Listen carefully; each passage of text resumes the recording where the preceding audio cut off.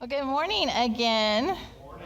And you guys are cracking me up today because we did obviously do something a little different today with our front rows here, and it is for our sermon. And I just think it's so funny because we're not necessarily super traditional here, and it's just funny that no one wants to sit there. It will be back to normal next week, I promise. And there's a purpose for it, but you guys just make me laugh. So many of us over Christmas got possibly some new products, some new technology products. I got a new iPad because I was using Mark's to preach and he wanted to take it back. So I got a new iPad. Anybody else get any kind of new products at all or anything? You just give me a nod or raise your head. Good. Now, when you get these new products, you have to, when you set them up and you do all those things, you have to always click on the little check marks that say, oh, I've read, all of the user agreements and all of those things. And I don't know if you're anything like me.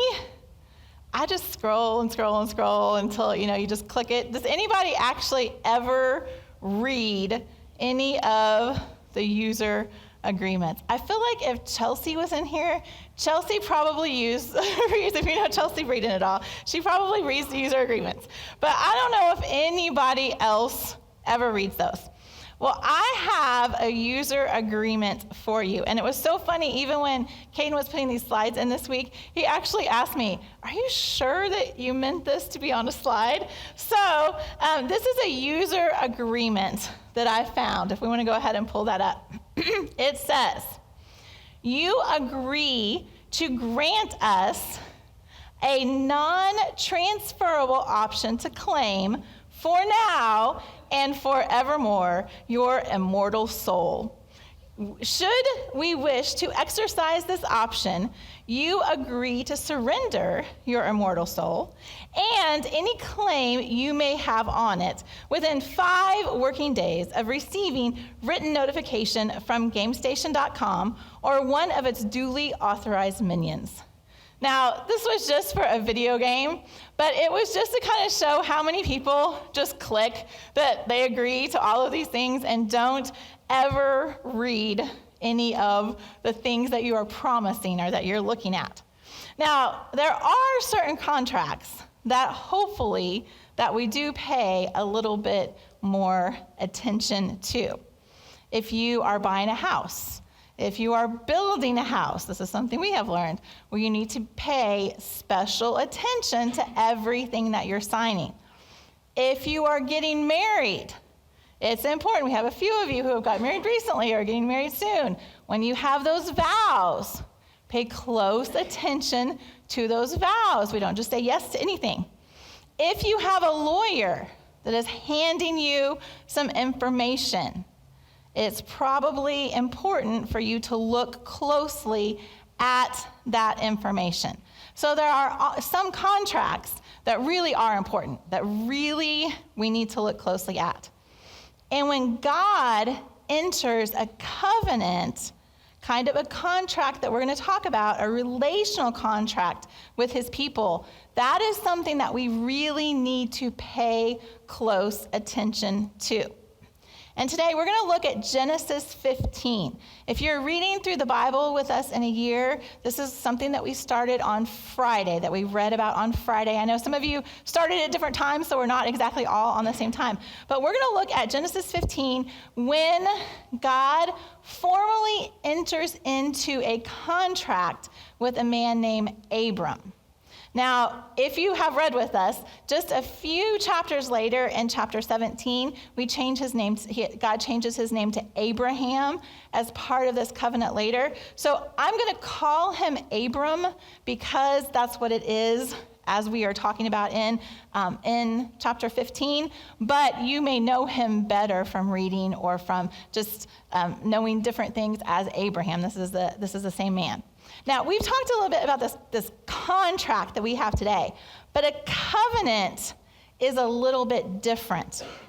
A covenant is a bond in blood that unites two parties, and there's blessings for being able to stay true to it. So if you follow it and you do what the covenant says, then there are blessings that come with that, but there are also curses, things that come from breaking that covenant. So it's a little bit more than just a contract. I mean, it's much deeper than that. And today we're going to look at this covenant between God and between Abram. Now, before we start this, we want to kind of go back just a little bit and kind of catch up where we are. If you remember the very first week, we talked about the Tower of Babel. And we talked about how they were building this tower, and God came down and spread people out everywhere. But there was one family that stayed. And if you were here that day, Blake played the perfect part of Abram that day, if you can remember that. So that family, now remember we said he wasn't actually there at that time. It was about 300 years later that he came around, but his family was in that area. So that's the person that we're going to talk about today. We're going to talk about that covenant that happened. At that time, God had said, just a few chapters before what we're reading today, God says, I am going to bless all people, all those people that were sent out. I'm going to bless everyone through your family. He even said that your descendants are going to be more than the stars in the sky. So he said, I'm going to give you people, I'm going to give you land, and everybody is going to be blessed by you. And that's kind of where we are at today. And that just right before this in Genesis 15, 1-6 is where he kind of makes that promise of all of these blessings. And we're going to start at 15:7. And this is the promise we're going to be talking about today. So we're looking at Genesis 15, starting at verse 7. Then the Lord told him, he's talking to Abram, I am the Lord who brought you out of Ur of the Chaldeans to give you this land as your possession. Now, God has already said that Abram is righteous. He already says, I'm going to give you, all of these people. Now he says, I'm going to give you this land also. But listen to what Abram says. Just in the very next verse, verse 8, but Abram replied, O sovereign Lord, how can I be sure that I will actually possess it? So God is giving him this promise, telling him about these people, and now telling him, I'm going to give you this land. And Abram's like, okay, I believe you, but how can I be sure? So I want us to realize that before the covenant, before this big promise that we're going to talk about, comes the question. And I'm not going to go really deep with this because back in the fall, we did a whole series on doubt, on how we can doubt God. So if that's something that you're struggling with, go on our YouTube channel. You can go back and watch those and look at that. But I want us to see that Abram, who we call the father of Israel, the father, that started all of this, had doubt from the very beginning. He believed God called him righteous, but when God gave him this promise, the very first thing he said was, okay, but how can I be sure? How can I really believe you in this? So it's telling us we can have faith, we can believe, and still have doubt and still question. Like I said, we're not going really deep in that today because we've talked about that for weeks earlier at the end of last year. But I just want to point that out. I want us to know that he had doubt before all of this happened. So we are going to look at the covenant, this promise, this kind of deep contract. And we're going to spend some time here today. And like I said, this year I'm going into my teacher era. So I am going to give you a lot of information today. And I think that is so important because sometimes when we read the Bible, and it's so important to read the Bible. I hopefully, if you are here for 5 minutes, you know how important that we believe that is. But sometimes when we just read, if we don't have any context behind it, we don't get the richness and the deepness that comes from that. So I'm going to tell you some things about this covenant and teach you what it meant at that time, and then we're going to look at what that means for us. So at this time period, back in ancient times, they would have these covenant ceremonies all of the time. They would be between a king or kind of a higher noble person and then someone under them. There would be some kind of something that they would be promising together, that they would have this covenant that they would work together. So like I've said before, the Bible is our main source for everything. But there are historical books from this time period that we can look at to help us kind of understand cultural things that were going on at this time. So we can look at other covenants that happened at this time just to understand the meaning behind some of the things that happened in this covenant. So what we're going to do is we're going to break it down into 4 parts, and we're going to look at 4 parts of this covenant. And the very first part of any covenant that ever happened at this time period, number 1 was the identification of the king, the person who was in charge, the person who had the authority in this covenant. And we can see in Genesis 15, the very beginning of verse 7 says, I am the Lord. So he is identifying himself. God is identifying himself as the Lord. He is the one that is in charge of this covenant. Number 2, there is always a history between the 2 parties. So how do they know each other? Why are they making this covenant? What's coming? What brought them together? The second part of Genesis 15:7 reads, who brought you out of Ur of the Chaldeans to give you this land? So we know God is king, he's the Lord, and we know the relationship that God brought Abram and his family out of that land to give him this land. So we have the identification and we have the history between the 2 of them. The next part, we're going to spend a little time here, is the content of the covenant. Now, this will change depending on what the covenant is about, what they are promising each other to do or to not do. So the first part of the covenant we're going to look at revolves around the animals. And it's going to get a little weird.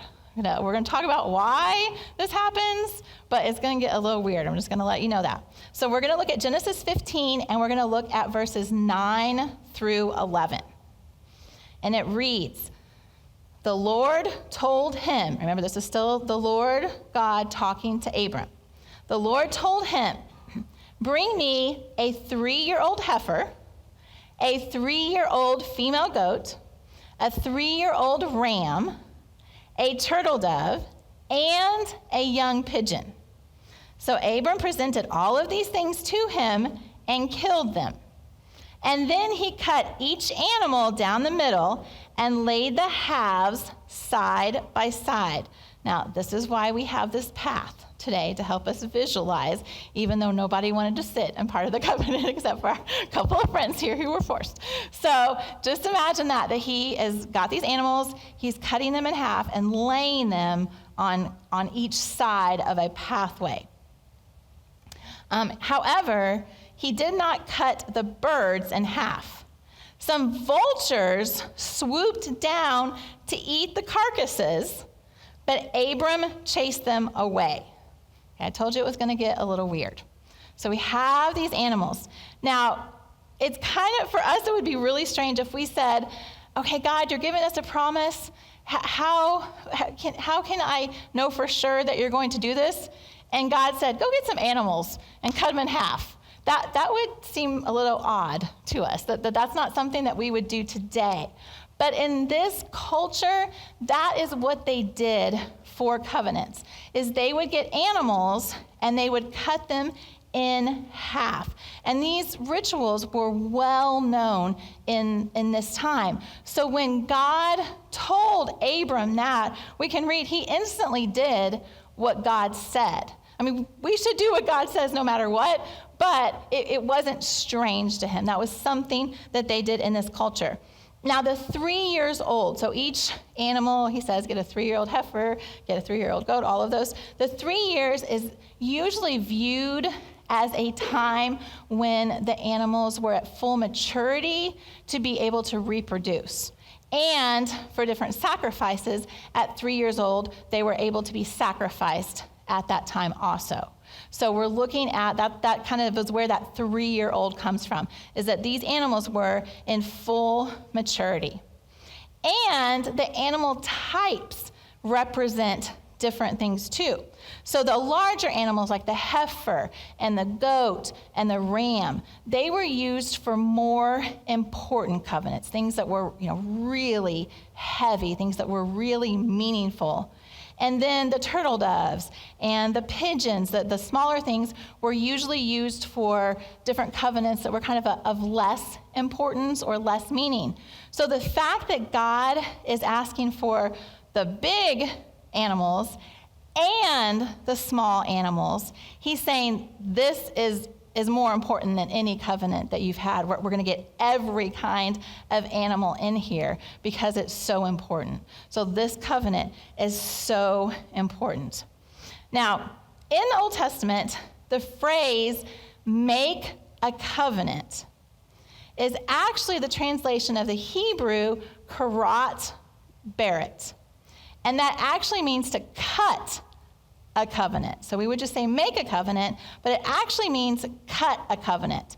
So you think in our day today, whenever we have a contract, say you're going to buy a house or you're doing something with the bank, if we're going to have what we would call a contract today, we usually sign that. Both parties sign the contract. And that makes it legally binding for us today. But in their culture, the cutting and the sacrificing of the animals was what made that covenant legally binding at that time. Do you think even still today we say, you want to cut a deal on this? Or you want to strike a bargain on this? We kind of still use that language without realizing it. But that's where that language came from. So I just kind of want you to understand that although it sounds really strange to us that making this covenant, we're going to sacrifice animals, that was just what they did then.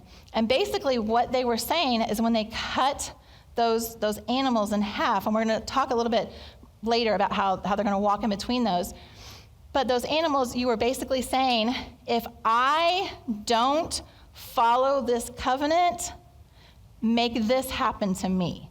This is what I am promising. If I don't follow this covenant, I will also be sacrificed. I will end up like these animals.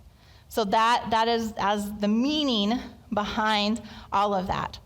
And I think it's so important for us to realize that God was the one that initiated this. So whenever Abram said, how can I know for sure? And God was the one that initiated the covenant. But if you look what we just read, and it says that after Abram cut these animals and laid them out, that that the vultures were starting to come down, and he was having to kind of swat the vultures away. What that tells us is that God was not there immediately. Even though God initiated this, Abram had to wait for God to show up, because vultures aren't going to come immediately. They're going to wait a little bit for them to come. The Bible does not tell us how long that Abram had to wait.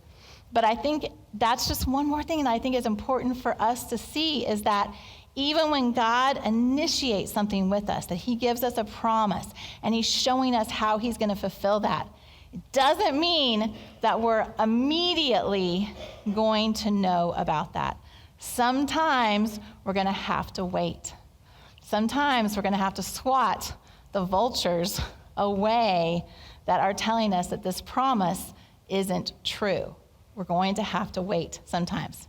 So we're waiting for God. And I think Abram, at this point, God hasn't shown that he is going to show up. I mean, remember, this is at the very beginning of the Bible. So he doesn't have a lot of history that people later that we will talk about will have seen. So Abram is just going on what God said. He doesn't really know what's going to happen. But he took the next step and did exactly what God told him to do, even though he wasn't really sure when God was going to show up.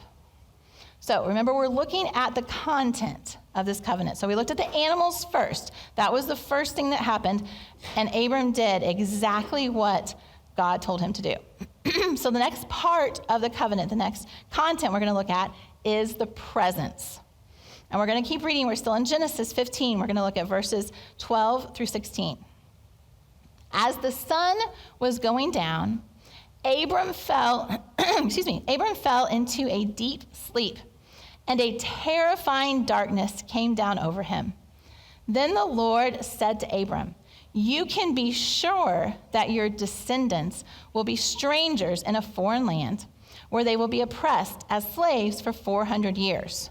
But I will punish the nation that enslaves them, and in the end, they will come away with great wealth. As for you, you will die in peace and be buried at a ripe old age. After 4 generations, your descendants will return here to this land, for the sins of the Amorites do not yet warrant their destruction." Now, this is a lot of information to give to Abram at this time. For those of us who maybe have read a little bit of the Bible or have watched The Prince of Egypt or know anything about what happens to the Israelites in the future, this kind of makes sense to us. We've maybe heard a little bit about this before. But to Abram, you're going to give me descendants, but then they're going to be enslaved for 400 years, but then they're going to come back, but I'm going to be, it's a lot for him to take in at one time. But the focus of this is that God's presence is there. He waited, and God showed up. And God showed up in a tangible way. God is everywhere. We believe that. We know that God is part of our world. But there are certain times that he shows up in your life. And I feel like maybe there's times that you have felt that. Maybe it's sometime during worship. Maybe it's when you were looking at your child sleeping. Maybe it is in a hospital room when you were, with someone who either was healed or not healed. There's just times that you can just feel the presence of God even more acutely than you can just in the general time. And that's what was happening. And when God showed up here, Abram was a little terrified of what's going to happen.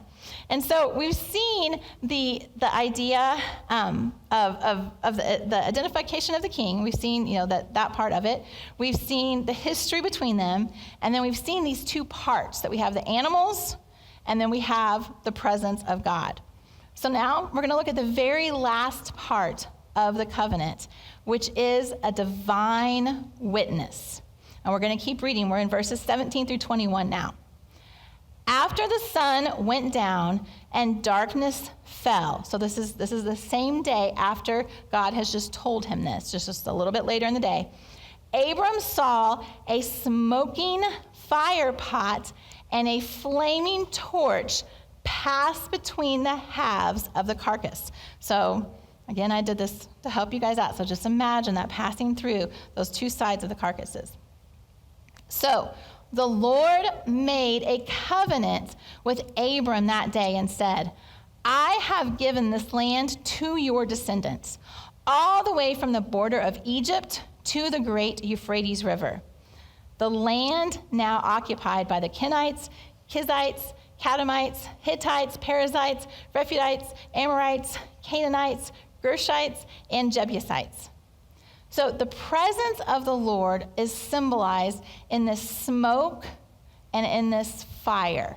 Now, as we keep reading, if you are reading with us, and then if you're here on Sundays and here, the presence of God is seen like that a lot. It's seen in fire and in smoke. That is how we see it a lot. So that is the presence of God. That's the symbol of the presence of God coming down. Now, I really wanted to, I don't see, Kate might be in the back, I don't see, but I really wanted to get some dry ice or some pyrotechnics to come down to show, to really help you visualize the presence of God coming down the middle aisle here, but then, the fire department would show up and that wouldn't be good. But just kind of imagine that in your head, that that's what's happening. That we have this line here, we have the animals divided in half, and we have this fire and this smoke that's coming down and walking in between them. Now, here's where everything from a normal covenant, because up until now, it's the same. There's different content, but it's the same as any other covenant in this time period. But usually what would happen is for this divine witness, you would have these two parties, and they would call on all these different gods that they worshiped at that time to come and to bless their covenant and to do all these things. So for other people, the divine witness was all these false gods that they would worship, and they would ask to come and witness this. But for us, our God came himself and was part of the covenant. He wasn't just there as a witness. He was a party within the covenant.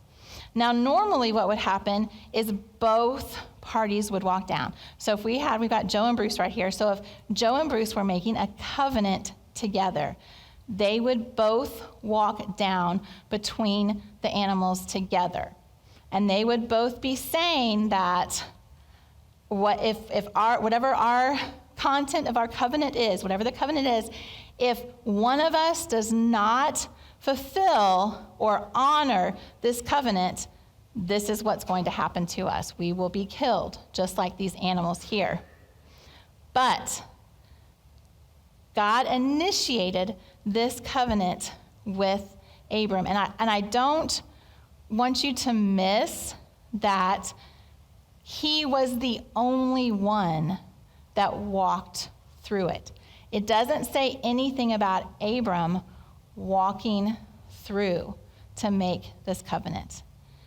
It only reads that God's Spirit, that presence, that fire and that smoke went down, and saying that he would take that up on himself. Now, we can know that Abram's offspring will inherit the land because God is literally saying, I am putting my life on the line for this covenant. I told you that all of the people would be blessed through your family. And I'm making this covenant, this promise with you now. And we can know it's true because when God walked down when his presence came down that aisle, he was saying, let this happen to me. If I do not honor this covenant, let this happen to me. And so God passes alone through this. Now, we said in a covenant that both parties have things that they have to do, right? The things that promises that they make.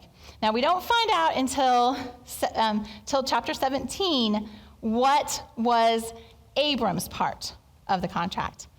And so I'm just going to read 17:1. God basically says, Abram, your part of the covenant is you have to live a blameless life. You have to serve me faithfully, and you have to live a blameless life. Sounds easy, right? That's all that's required. Just be completely perfect. Be totally blameless, and that's all you have to do to make your end of this covenant. Does Abram do that? If you have even read the last few days, immediately after this covenant, Abram lies about his wife. So he does not do that. Abram does not follow this. He's not blameless. We can't expect him to be. He's a human. He's just like us. And I think that it is so, it's amazing to me the plan that God had for us. Because when God walked down that aisle and said, I'm taking this on myself. I will die if this covenant isn't complete on both sides. I will take it on myself. He knew that there was absolutely no way that Abram or his descendants would ever be able to follow and to meet their end of the covenant. Because he knew there is no way that humans can be perfect and can live a blameless life. That was he knew what was going to happen when he walked down that aisle. Abram made lots of mistakes.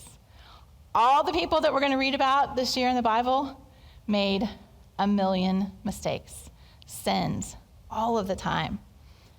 And all of us here today have not lived a blameless life.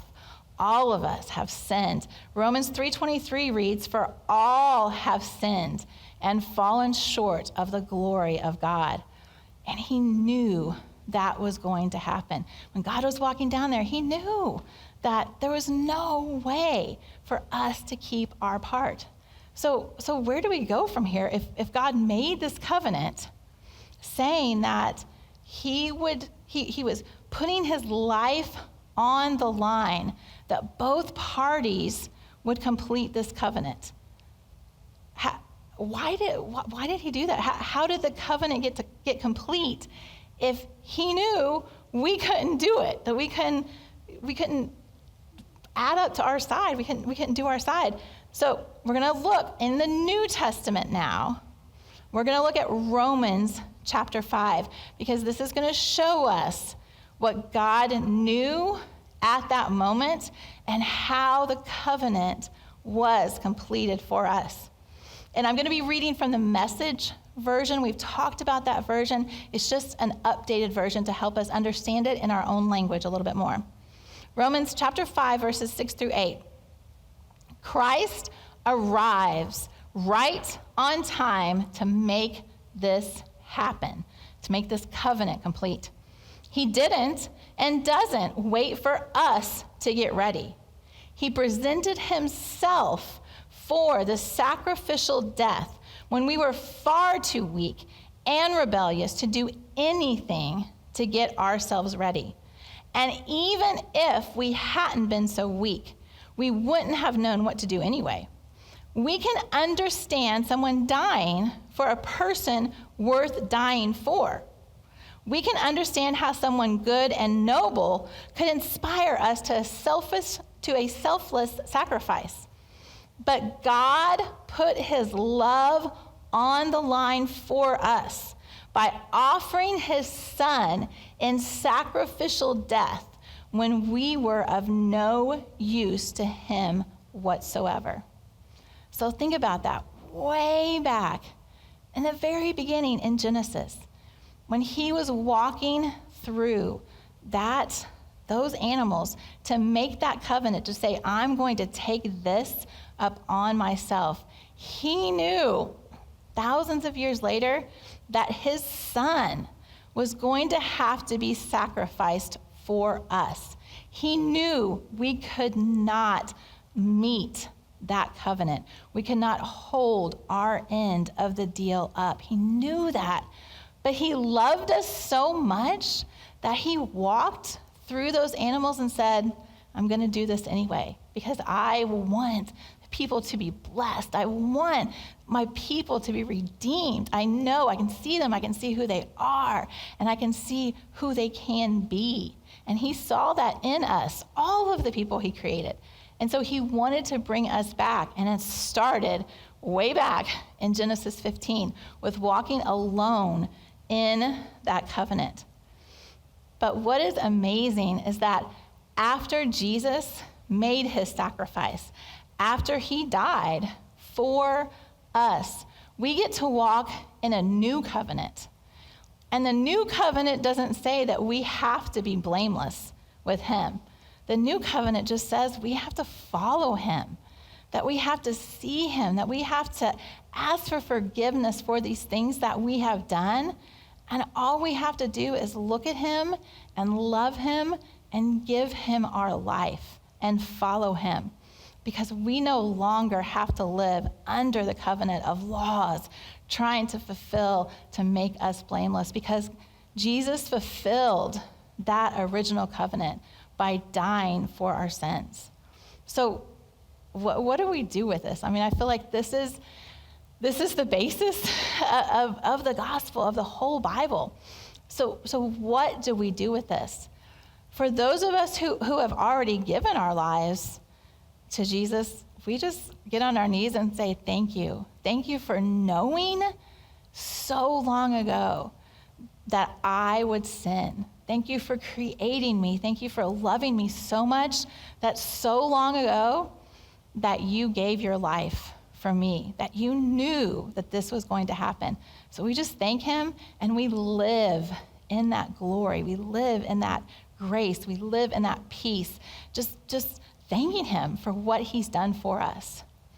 Those of you who have not yet accepted Jesus, that's the first thing that we do. The first thing that you can do is just say, I believe this. I can't believe that you did this for me. I can't believe that you love someone so much who has had the past that I have had, who has done the things that I have.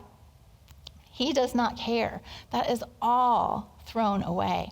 So if you have not accepted him, that is the first thing that you can do, is to accept this new covenant, accept his love, accept his grace, and begin living in that. I'm going to pray for both of us. Lord,